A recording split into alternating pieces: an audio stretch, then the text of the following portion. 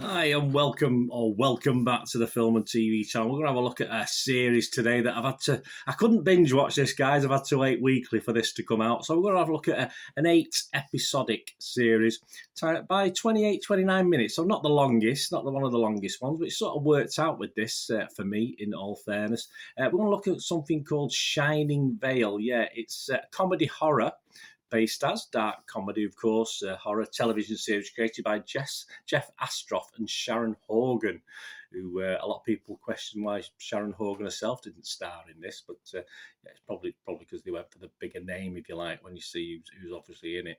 The public, is it any good? Well, obviously not many critics out there. We got a few critic reports, but the public seem to like it. As at the 7th of May 2022, Internet Movie Database, it's averaging 6.8 out of 10. That's based on over 2,000 scores. And if you analyse those scores, 1,393 scored it between 6 and 9. As you know, I ignore 10 out of 10 because nothing's a 10 out of 10.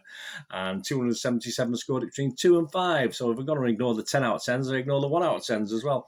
So that's 83% positivity, I call it, statistically wise, of people who liked it. So that all seems well and good. And Rotten Tomatoes audience, the Joe public there as well, they liked it, 92% positivity. So it looks pretty good.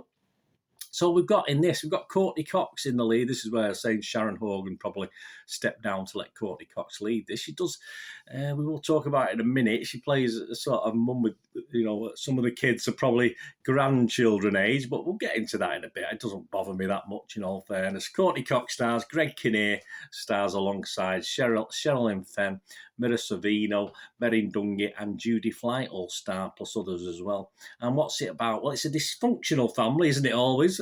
Moves from the city to a small town after Patricia, or Pat Phelps, a former wild child, of course she is, who became famous for writing raunchy female empowerment novels, is caught cheating on her husband, naughty girl. The Hulston family moved into his place where in the past terrible atrocities have taken place. Yeah, these are sort of revealed as the series goes on. Nobody seems to suspect anything. It's odd except for Pat, who's convinced she's either depressed or possessed. Hints of The Shining in this as well, guys. Pat has been sober for 16 years but begins to feel very unfulfilled in life. She still hasn't written her second novel.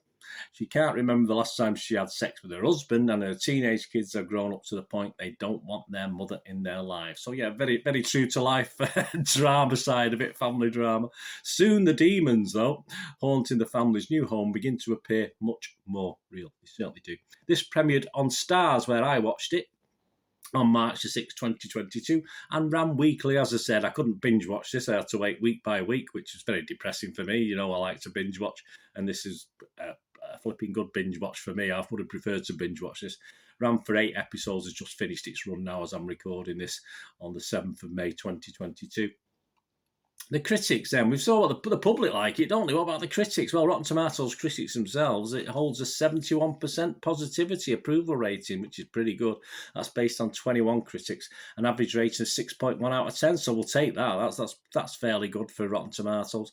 And the consensus reads: Shining Vale's uneasy mix of comedy and horror can be transparently try-hard, but Courtney Cox's saucy performance, yeah, I'll give her that. For let's say a mature lady, yeah, why not? I enjoyed it. Gives this genre mashup a glitter of promise. It certainly does. She certainly kept me watching, that's for sure. I thought, well, both the leads did. On Metacritic, the other critic site, the series got a score of 61 out of 100, so exactly identical. That's based on 16 critics.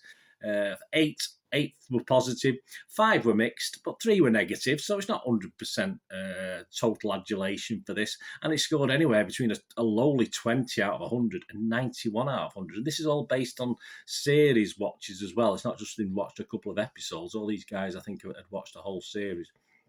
IndieWire's Steve Green was one of the lower scores. He was 33 out of 100 and said, Shining Vale is a murder mystery without much mystery. Okay, a family comedy with barely either, all right, and a horror story only so far as it cribs from genre classics with a few extra hyperactive cuts. Yeah, okay, I don't totally disagree with that. I agree with what he's saying, but for me, it's the actual vibe of the thing that's more important, perhaps, than the story and what's going on. It's just the feel of it, for me, sort of worked. Chicago Sun-Times' Richard Rupert, he was a little bit better on it. He scored it 60. I forgot. He scored about 60 out of 100. He said, season 1 review, we get the occasional sharp line of dialogue. We do. I did. and Cox is eminently watchable throughout, but Shining Vale never quite realises its comedic or dramatic potential. Yeah, I'd have to agree with Richard there. I think that's my thing on it. It could have been a little bit better. All right, they did all right. You can only write what you can write and put a script together. But with the team they got together, the actual setting, etc., I think it could have been a lot better than it was. But that's all down to the writing and the script, and we're not all geniuses, are we? So my little thoughts before we go, what I think of this. Yeah, as I said, I was a bit angry I was unable to binge watch it, and I thought I would have enjoyed it more binge watching, because waiting week by week, sometimes I missed it and watched a couple at a time. I wasn't on the edge of my seat waiting for it. So yeah, especially considering the episodes are less than 30 minutes, I could have watched it all in about 3.5 hours, 3 hours 45 minutes, which would have done for me over a morning or an afternoon or something like that. The comedy in it did make me smile, again, because of the characters, because of the actors. And likewise, the horror did make me wince once or twice. But as I said, there's a lot of homages to other horror stuff we've seen. But the best thing about this, for me personally, was just the dysfunctional family dynamic, especially Cox and Kinnear, ably assisted by the younger talent in this as well. But it sort of made it watchable for me. I just enjoyed just how they reacted to each other. Not particularly, as I said, the story was okay, nothing special, and the horror and the comedy was okay, nothing special. But it's just these two leads that sort of kept me watching. And of course, the introduction of Savino's character as well was good. Added another interesting dynamic. And I sort of hinted at it before. They are playing supposedly younger characters because of the age of people in it, but it doesn't bother me, older actors. A couple of criticisms about Courtney Cox playing someone who's obviously probably late 30s, up to mid 40s, but obviously she's a bit older than that. So, but I don't, it doesn't bother me at the end of the day. I just watch it for what it is, and why not? They could have had kids that age if they'd had them late in life. It's nothing. There's no episode where it says, "Oh, I'm such and such an age." So does it matter? Probably not to me anyway. When you think the series is getting a little bit darker, yeah, it did. First one or two was all right, more comedic for me. The first one or two episodes. And then it starts to get a little bit darker. So I thought, oh, this is really good. But then it sort of pulls back a little bit. So it doesn't quite, as I said, it doesn't quite go that a little bit further. But I said it was enjoyable for the family dynamic for me. And it finished okay. It finished fine. Obviously set itself up for a second series, which I believe is in the pipeline and being sorted out. So, yeah, it was okay. It was an okay ending. It was one of those endings, that makes you think, yeah, I'll watch this again. Okay, summing up, it does struggle certainly at times, certainly early doors. Give it 2 or 3 episodes, guys, to get into it and enjoy the characters. That's what I did. But it does improve, and it does go into lulls and highs and lows. Of course, it does. But good comedy horrors, which is what this is, a comedy horror. Is it good? Well, it's certainly okay. Are hard to find, and this one, though not the best, does have its moments. It was worth the watch. I don't expect this series to run unless you come up with some better storylines, because I think the characters are superb. You've just got to give them better stuff to work with, I think.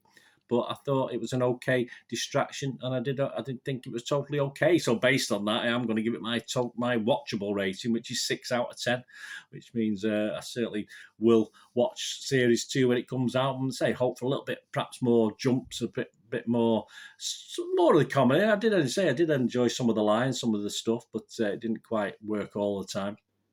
So I do look forward to Series 2. Let me know what you think, guys. Any of you have watched this or you've been watching it, I'll be great to hear from you and find out what you think. Anyway, thanks for watching, guys. Until we meet again, I only ask one thing, don't I? Please stay safe, everyone. Thanks for watching. Bye for now.